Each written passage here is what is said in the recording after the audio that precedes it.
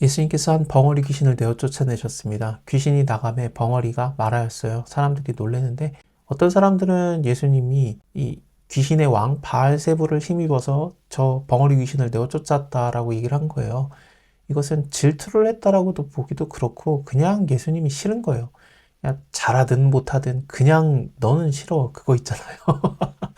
예수님이 그걸 당하셨어요. 우리도 당해도 열받는데 저 사람이 내가 잘못한 것도 없는데 무조건 그 딴지 걸고 말도 안 되는 얘기하면은 진짜 속상한데 이것을 예수님도 당해보셨기 때문에 우리가 이런 걸 당했을 때 우리의 마음을 정확하게 아십니다. 또 어떤 이들은 예수님을 시험해서 하늘에서 오는 표적을 구해요.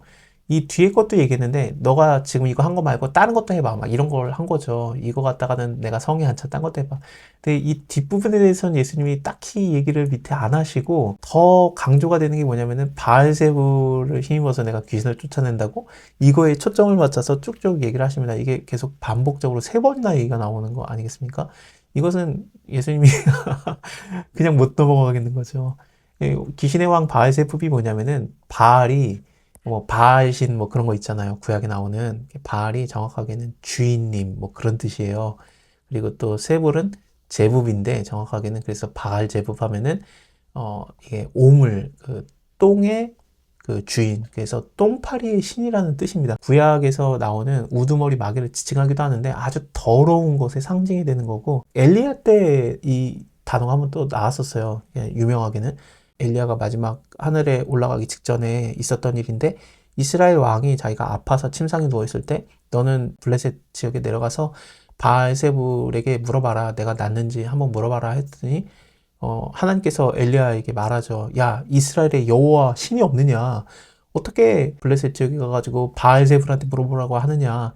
너는 침상에서 내려오지도 못하고 죽으리라 해가지고 실제로 그런 일이 일어나거든요. 그리고 나서 엘리야가 하늘에 올라가는 그 기사가 나옵니다. 그런 걸 생각해 보면은 바알세불은 갑자기 여기서 나타난 그런 개념이 아니라 구약 때부터 있었던 개념이에요. 근데 하여튼 더러움의 상징. 예수님이 하는 일에 대해서 귀신을 내어 쫓은 거에 대해서 네가 다른 더러운 귀신을 더 센 귀신을 불러서 네가 밀어냈겠지.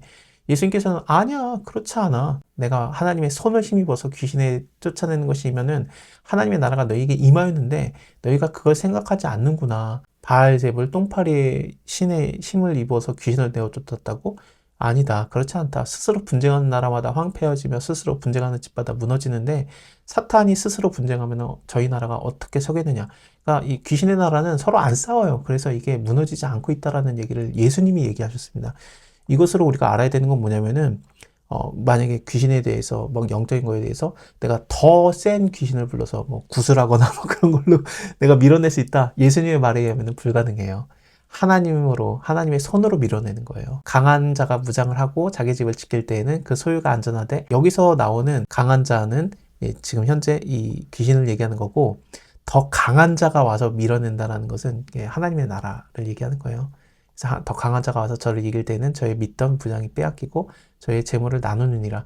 그렇다고 이게 우리가 좀 오해하면 안 되는 게 요즘에 그 유행하는 이단인데 모든 것을 영적으로 귀신의 나라, 하나님의 나라로 땅 따먹기 싸움처럼 보는 거 그거는 정말 그렇게 생각하시면 안 됩니다. 그런 게 아니라 아니 일단은 하나님이 사단과 라이벌이 아니에요. 일단 말도 안 되는 생각입니다. 그런 뭐 경쟁자라고 보는 것 자체가 그러시면 안 돼요. 모든 것은 다 하나님의 소유고 하나님의 영역이고 하나님의 나라고 그렇습니다.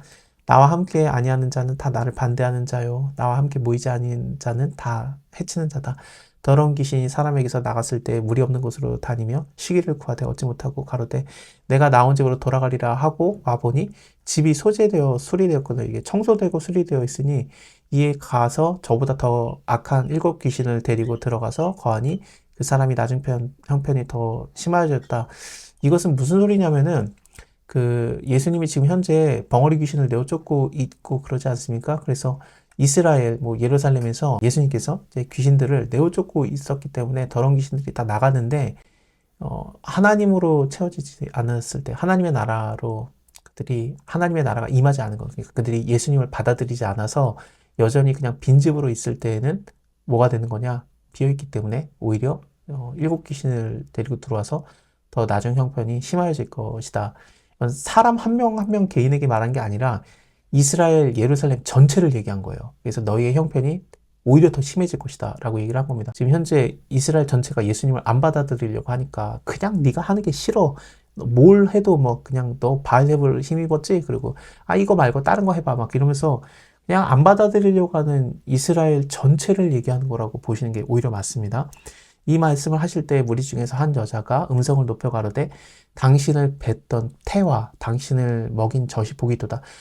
누구 아들이냐? 너 엄마 좋겠다. 이렇게 얘기를 한 거죠. 누구 집 아들이냐? 엄친아라 그러잖아요. 엄마 친구 아들이 이런데 그런 거 있잖아요. 그러니까 예수님이 완전히 엄친아라는 거예요.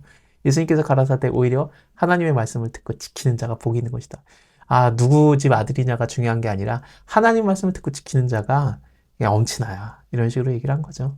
자, 바알세불에 대해서는 여기에서 이렇게 얘기를 했고요. 그리고 이제 다른 표적도 내놔봐라 그랬을 때 예수님께서 그래, 그러면은 내가 그 표적 얘기도 할게 라면서 말하는 게 29절부터입니다. 이거는 다음 시간에 보도록 하겠습니다.